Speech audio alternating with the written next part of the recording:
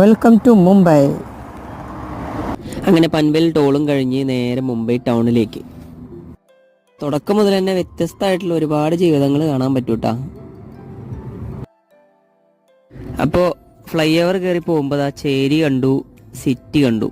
അപ്പോൾ എനിക്ക് കുഴപ്പമില്ലാത്തൊരു ചെറിയ സിറ്റിയിൽ റൂം കിട്ടിയിട്ടുണ്ട്. അപ്പോഴേക്കും രാത്രിയായി. അപ്പോൾ അവിടുത്തെ നൈറ്റ് ലൈഫ് ഒന്ന് എൻജോയ് ചെയ്തിട്ട് ഒന്ന് സ്ട്രീറ്റിലേക്ക് ഇറങ്ങിയതാ.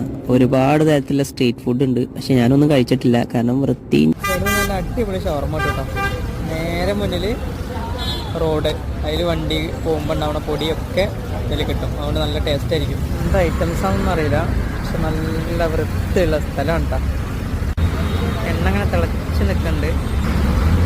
അപ്പോൾ അവിടെ കിടന്നുറങ്ങി പിറ്റേ ദിവസം രാവിലെ നേരെ ട്രെയിനിലാണ് പോകണം കേട്ടോ. നമ്മൾ നേരെ ഛത്രപതി ശിവജി ടെർമിനൽസിൽ പോയിട്ട് അവിടെ നിന്ന് ഛത്രപതി റെയിൽവേ സ്റ്റേഷൻ കണ്ടു. നമ്മൾ ഗേറ്റ്സ് ഓഫ് ഇന്ത്യ. അപ്പോൾ ഗേറ്റ്സ് ഓഫ് ഇന്ത്യൻ്റെ